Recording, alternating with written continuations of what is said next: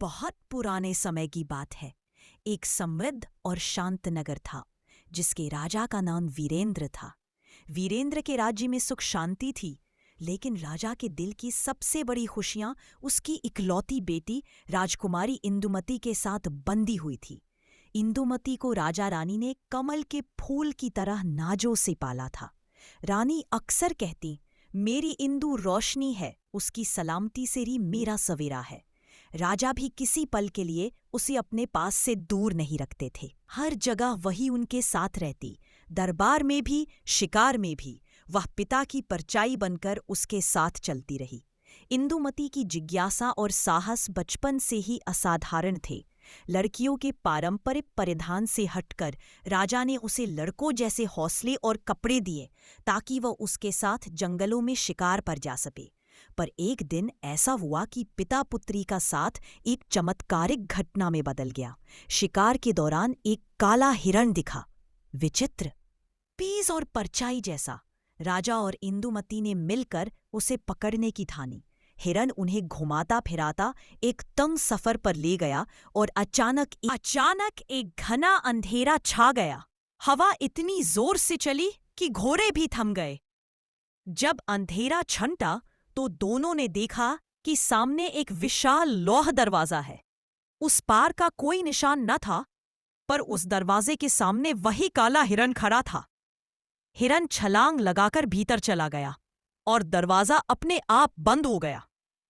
राजा दौड़े और दरवाजा खोलने का प्रयास किया, पर दरवाजा अट्ठास की तरह जड़ था। हर तरफ ऊंची दीवारें थीं। बाहर निकलने का रास्ता एक ही था और वह बंद था। इंदुमती अंदर फंस गई और राजा बाहर। इस तरह अंधेरी शाम ने दोनों के दिलों में भारी चिंता भर दी। राजा ने वजीरों से कहा, जाओ हमारी बेटी को ढूंढो। पर वजीर चकरा गए। इंदुमती का कोई पता न चला। परंतु राजकोष और दरबार का संकट भी था। रानी तबाह हो जाएंगी, जनता परेशान होगी। इंदुमती ने पिता से कहा, पिताजी आप जाएं, मेरा भरोसा ईश्वर पर है, मुझे यहां छोड़ दीजिए। रथित बारादरी में खोज शुरू की। महल साफ सुथरा और सुव्यवस्थित था, पर लोग कहीं नहीं थे। एक पलंग पर उसने एक युवक पड़ा देखा, शरीर सुई से भरा हुआ, जैसे किसी ने उसे ढेर सारी सुइयों में जकड़ दिया हो। इंदुमती का हृदय कांप उठा। उसने पास जाकर महसूस किया, युवक की सांसें असमर्थ थीं, पर वह जीवित प्रतीत होता था। उसके पास बहता पानी, अट्टहास वाली चीजें, पर कोई नहीं था जो उसकी मदद करे। इंदुमती ने सहम कर खुद को संभाला और धीरे धीरे उन सुइयों को निकालना शुरू किया। पहला दिन रात उसने उसी युवक के पास बिताया। भय के बीच भी एक दया जाग उठी। रात में वह चुपके से बगीचे में जाकर फल तोड़ लाती, दिन में सुइयां निकालती। दिन दर दिन इंदुमती का त्याग बढ़ा और लगाव गहरा हुआ। युवक के शरीर की सुइयां निकली, पर आंखों में अभी भी कुछ अजीब जकड़ा हुआ था। आंखों की सुई निकालनी सबसे मुश्किल थी। एक रात जब इंदुमती ने आखिरी सुई पकड़ी तो बाहर से एक वृद्ध और चालाक महिला की आवाज आई। वह बाजार से माला बेचने आई थी। इंदुमती ने उसे बुलाया, रस्सी से ऊपर लाया और कहा, रहिए यहां, मेरी मदद करिए। पर वही वृद्ध महिला असल में एक चालाक साजिशकर्ता निकली। उसने युवक की आंखों की सुई निकालते ही उसे जगा दिया और बोल पड़ी, धन्य है तू जिसने मेरी मदद की। युवक उठकर हिला और बोला, तुमने मेरी जान बचाई। इंदुमती ने उसे सारा हाल बताया। युवक ने अपना नाम बताया। वह राज्य के निकटवर्ती देश का राजकुमार आदित्य था, जिसे किसी छोड़-छाड़ वाली सौतेली रानी ने सिपाहियों से जादुई प्रहार करवा दिया था और इस वीरान महल में छोड़ दिया गया था। वह सौतेली रानी चाहती थी कि आदित्य का राज न लौट सके, पर अब आदित्य जाग चुका था। बहरहाल वही चालाक महिला जो खुद को दासी बताकर महल पर कब्जा कर चुकी थी, इंदुमती को दास बनाकर महल का काम दर काम करवा लाई। उसने महल की सुविधाएं छीन ली और स्वयं राज जैसी सुविधाएं लेने लगी। इंदुमती को छत पर कचरा उड़ाने वाली बना दिया गया, पर उसकी रातें खिलौनों के संदूक से गुजरने वाली जादुई मुलाकातों से बदल गईं। इंदुमती ने रात भर उस संदूक खाली कर खिलौनों की गुड़ियों के साथ खेलना शुरू किया, पर यह कोई सादा खेल नहीं था।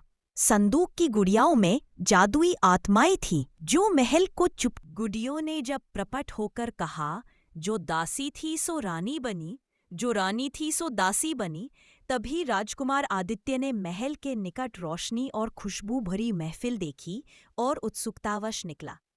उसने देखा कि वही इंदुमती कपड़ों में तटकर पर मन में स्त्री शौर्य की शक्ति लिए वहां है। आदित्य ने इंदुमती को पकड़ लिया और कहा, अब बताओ सच्चाई क्या है।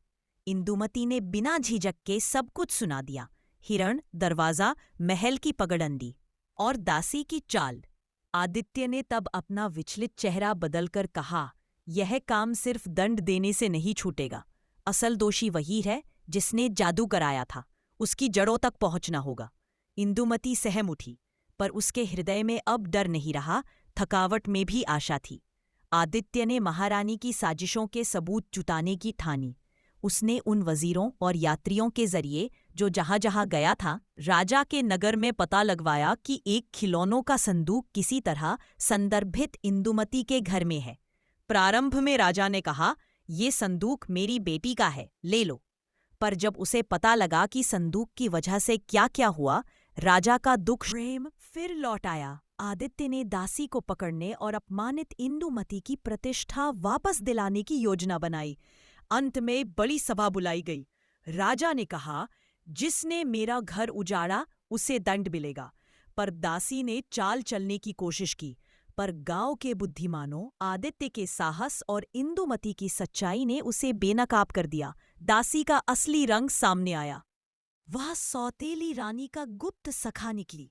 लोगों ने उसे पकड़कर उसके अपराध गिनाए। राजकुमार आदित्य ने सारा राजकथानक सामने लाकर उसे समाज के सामने रखा। दासी पर सख्त सजा हुई। कुछ को न्यायालय ने ही तय किया, परंतु समाज का निर्णय कठोर था और दासी की चालें खोखली साबित हुई। इंदुमती को अब रानी का दर्जा मिला। राजा ने अपनी आंखों में फिर रोशनी पाई और जीवन में नई उमंग आई। आदित्य और इंदुमती के बीच प्रेम ने फूल खिला। पर यह प्रेम सिर्फ दो लोगों का नहीं, बल्कि न्याय और सच्चाई की जीत का प्रतीक था। दोनों ने मिलकर अपने अपने राज्य को मेल से जोड़ा और घोर परोपकार से शासन किया। महल में फिर हंसी और उत्सव लौटे। गुड़ियों का संदूक अब सौंदर्य और सुख का संकेत बन गया, पर सनातन सिखावनियों के साथ धैर्य, साहस और सत्य सबसे बड़ी ताकतें हैं। वर्षों बाद जब उनके बच्चे संतान बड़े हुए, तो राजकुमार और राजकुमारी अपनी बहादुरी, दया और न्यायप्रियता की कहानियां सुनाते हुए कहते, कभी किसी को देखकर उसकी हालत पर न्याय करना मत भूलो, किसी की पीड़ा को देखकर उसे जिंदा करने की ठान लो, और चाहे रास्ता कितना भी अनिश्चित क्यों न हो, ईमानदारी और प्रेम अंत में जीतते हैं। और इस तरह इंदुमती और आदित्य की कहानी राजा वीरेंद्र के राज्य में पीढ़ियों तक सुनाई जाती रही। एक ऐसी कहानी जो बताती है कि किस तरह एक निडर हृदय और एक सच्चे कर्म से जादुई विपत्तियां भी मिट जाती है।